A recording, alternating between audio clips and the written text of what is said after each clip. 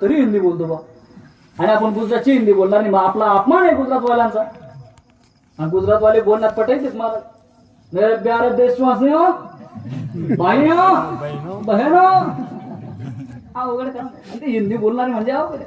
मग महाराज हिंदी बोलला, मग आपण हिंदी किती बोलायची. मग ज्या दिवशी महाराज डोळ्यासमोर असेल त्या दिवशी हिंदी बोलू. योग असा झाला. योगायोगाने गावामध्ये सीताफळ विकणारा माणूस आला. तो बिहारकडचा. त्याने डोक्यावरती घेतलं सीताफळचं आणि विकायला लागलं. सीताफळ ले लो, सीताफळ, सीताफळ ले लो, सीताफळ. हिंदीतून आवाज आला. सर्व लोक गल्लीत उतरले. गल्लीत सर्व लोक उतरले. सर्व मित्र परिवार उतरला. मीही गेलो. म्हटलं काय आता मी जसं गल्लीत गेलो तसं त्या दीदीने पाहिलं, त्या वहिनीने पाहिलं. त्यांच्या लक्षात आलं म्हणे गोल्डन चान्स आहे. अभी नाही तो फिर कभी नाही. आता हिंदी बोलणारा तो सीताफळ विकणारा हिंदी बोलणार आहे. आणि महाराज पण समोर आले. आपण आता हिंदी बोलू आणि महाराज इम्प्रेशन टाकू. मग ते सीताफळवाल्याजवळ गेली. 20-25 लोक अंगणात, मी अंगणात.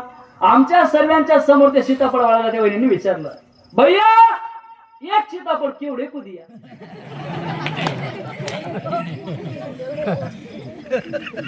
जैसे वहिनीने बोला एक सीताफळ केवढे को दिया, मैंने हो ऐका.